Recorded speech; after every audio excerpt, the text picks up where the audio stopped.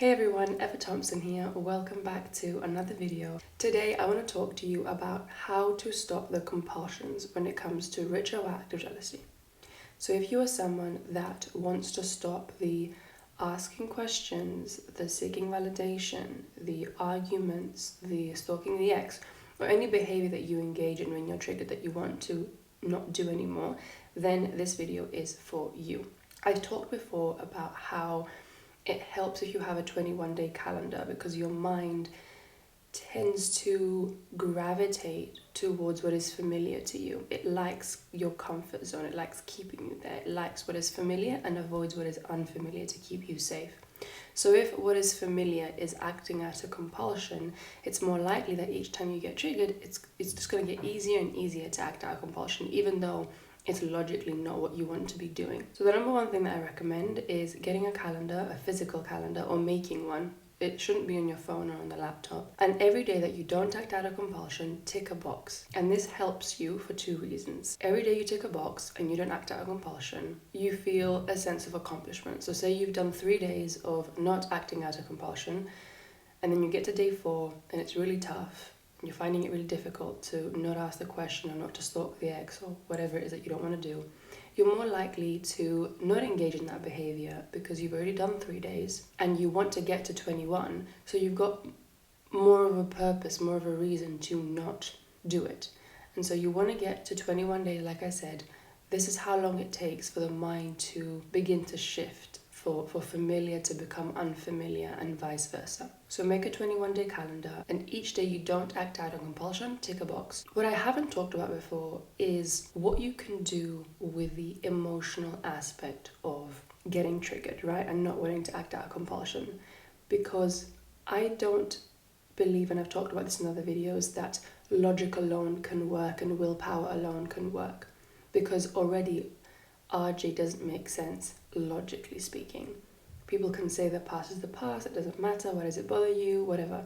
Logically, even you know on some level that you probably want to be with your partner, when you're not triggered at least. They are the person for you, you do see a future with them, but when you get triggered and the emotions start flooding in, you can question everything, you start feeling doubtful, anger, sadness, anxiety, whatever it is. So when you're emotionally flooded, logic goes out the window. Instead of fighting emotion with logic, you want to fight emotion with emotion. So what does this mean? Write down a list of why you personally do not want to be acting out a compulsion. It needs to be vulnerable and it needs to be specifically tailored to you. So it could look like, I don't want to act out a compulsion because I don't want to hurt my partner. I don't want to be this person. And write down why you don't want to be this person. Who do you want to be instead and why? What are you working towards? So essentially put emotion into this list as to why you do not want to act out the compulsion. And when you get triggered and you're feeling angry, sad or anxious or all of the above, read that list to yourself. And the goal is for you to remember and feel why you do not want to act out the compulsion and what you want to do instead. So you're triggered, you feel really negative, you maybe are feeling even hateful towards your partner. You read this list about what you want, why you want it, what your goals are. I don't want to hurt my partner. I don't want to start an argument. I don't want to feel this loss of power and loss of control that I feel when RJ comes over me. I want to work towards a future with him. I promise him I'm not going to do it anymore. I want to be someone that keeps my promises. I don't know what it is for you, but really take some time to write down the reasons why you don't want to act out of compulsion and really make sure that it's vulnerable and it's open and that there's emotion attached to it.